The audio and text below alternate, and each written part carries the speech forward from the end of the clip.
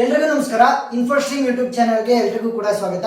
ಈ ವಿಡಿಯೋದಲ್ಲಿ ನಾವು ಒಂದು ಟ್ರಾನ್ಸ್ಫಾರ್ಮೇಶನ್ ಅನ್ನ ಯಾವ ರೀತಿ ಸಿಂಗುಲರ್ ಟ್ರಾನ್ಸ್ಫಾರ್ಮೇಶನ್ ಅಂತ ಕನ್ಕ್ಲೂಡ್ ಮಾಡಬಹುದು ಮತ್ತೆ ಅದರ ಕರ್ನಲ್ ವ್ಯಾಲ್ಯೂನ ಯಾವ ರೀತಿ ಕಂಡುಹಿಡಿಬಹುದು ಅಂತ ಡಿಸ್ಕಸ್ ಮಾಡ್ತಾ ಹೋಗೋಣ. ಸೊ ಕ್ವಶನ್ ಏನ್ ಹೇಳ್ತಾ ಇದೆ, prove that the transformation from F two transformation f from r square to r square is a singular and find its kernel if the transformation is f of a comma b will be equal to 2a minus 4b comma 3a minus 6b.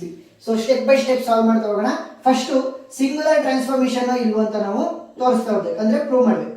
So solution will be equal to f of a comma b will be equal to 2a minus 4b comma 3a minus 6b ಅಲ್ವಾ. So ಅವ್ರು ಕೊಟ್ಟಿರುವಂತದ್ದು. So ಈಗ ಏನ್ ಮಾಡ್ತೀನಿ ಅಂದ್ರೆ ಇದನ್ನೇ ನಾನು matrix format ಅಲ್ಲಿ ಬರೀತೀನಿ. F of A comma B will be equal to, so matrix format ಅಲ್ಲಿ ಯಾವ ರೀತಿ ಬರೆಯೋದು, 2 minus 4 next 3 minus 6 into A ಮತ್ತೆ ಬಿ. ಸೊ ಎ ಮತ್ತೆ ಬಿ ಅಲ್ವಾ ನಮಗೆ ಇರುವಂತ ಎರಡು ವೇರಿಯೇಬಲ್ಸ್ಗಳು. ಸೊ ಅದರಿಂದ ಸೊ ಈಗ ಏನ್ ಮಾಡ್ತೀನಿ ಅಂತಂದ್ರೆ ಈ ಮ್ಯಾಟ್ರಿಕ್ಸ್ ಏನಿದೆಯಲ್ಲ ಇದನ್ನ ನಾನು ಎ ಅಂತ ಸಪರೇಟ್ ಆಗಿ ತಗೊಳ್ತೀನಿ. Let A will be equal to 2 minus 4 3 minus 6 ಸರಿನಾ. ಸೊ ಈಗ ಈ ಎ ಮ್ಯಾಟ್ರಿಕ್ಸ್ ನಾನು ಡಿಟರ್ಮಿನೆಂಟ್ ಅನ್ನ ಫೈಂಡ್ ಔಟ್ ಮಾಡಬೇಕು. ಡಿಟರ್ಮಿನೆಂಟ್ ಆಫ್ ಎ ಮ್ಯಾಟ್ರಿಕ್ಸ್ ಅಂತ ಅಂದ್ರೆ 2 minus 4 3 ಮತ್ತೆ minus 6.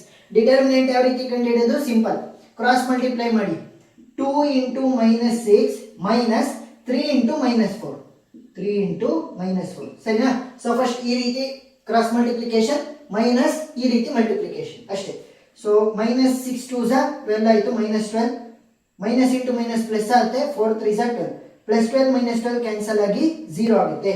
ಏನಾದ್ರೂ ಕೂಡ ಡಿಟರ್ಮಿನೆಂಟ್ ಆಫ್ ಎ ಏನಾದ್ರೂ 0 ಅಂತ ಬಂದ್ರೆ ನಾವು ಕನ್ಕ್ಲೂಡ್ ಮಾಡಬಹುದು the given transformation is singular ಅಂತ. ಸೊ ಕನ್ಕ್ಲೂಡ್ ಮಾಡಿ, therefore given transformation is singular.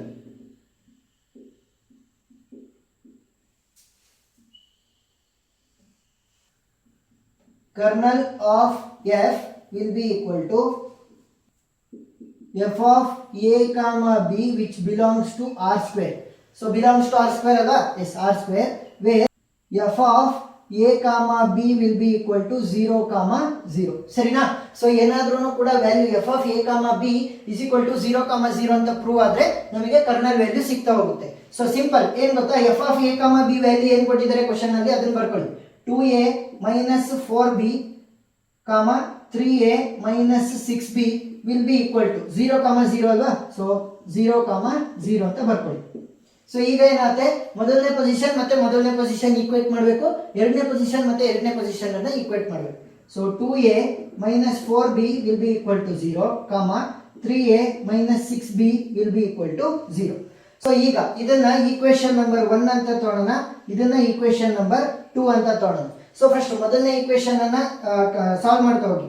2a minus 4b will be equal to 0 ಅಲ್ವಾ. So 2a will be equal to 4b ಆಯ್ತು. 2 1s are 2 2s are. So a will be equal to 2b.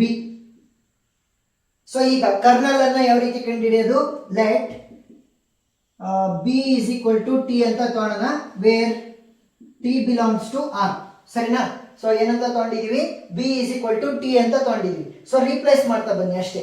ಈಗ ಏನಾಗುತ್ತೆ, a will be equal to 2t ಆದಂಗ ಆಯ್ತಾ. ಅಂತಂದ್ರೆ ಏನ್ ಮಾಡಿದ್ವಿ, b ಜಾಗಕ್ಕೆ t ಅನ್ನ ನಾವು ರೀಪ್ಲೇಸ್ ಮಾಡಿದ್ವಿ. ಯಾಕಂತಂದ್ರೆ let b is equal to t ಅಂತ ನಾವು ತಗೊಂಡಿದೀವಲ್ವಾ. ಸೊ ಅದಕ್ಕೋಸ್ಕರ.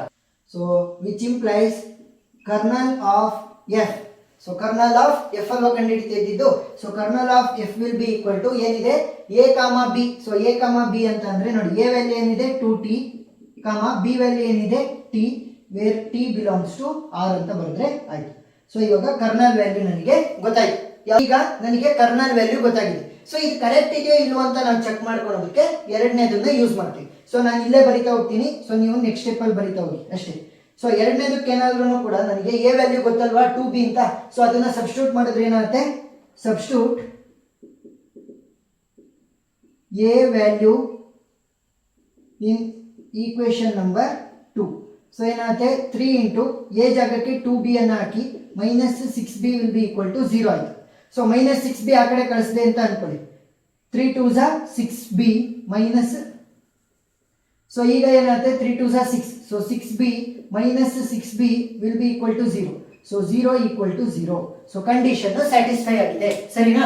ಸೊ ನಾವು 0 ಕ್ಕೆ ಈಕ್ವೇಟ್ ಮಾಡಬೇಕಿತ್ತು, ಕರ್ನಲ್ ಅನ್ನ ಫೈಂಡ್ ಔಟ್ ಮಾಡಬೇಕು ಅಂತಂದ್ರೆ, ಸೊ ಕರ್ನಲ್ ನಾವೇನ್ ಫೈಂಡ್ ಔಟ್ ಮಾಡಿದ್ವಿ, a is equal to 2b ಅಂತ ತಗೊಂಡು a ವ್ಯಾಲ್ಯೂನ ಅಂದ್ರೆ b ಜಾಗಕ್ಕೆ ನಾವು t ಅನ್ನ ರಿಪ್ಲೇಸ್ ಮಾಡಿ 2t ಅಂತ ಬರ್ಕೊಂಡಿದ್ವಿ.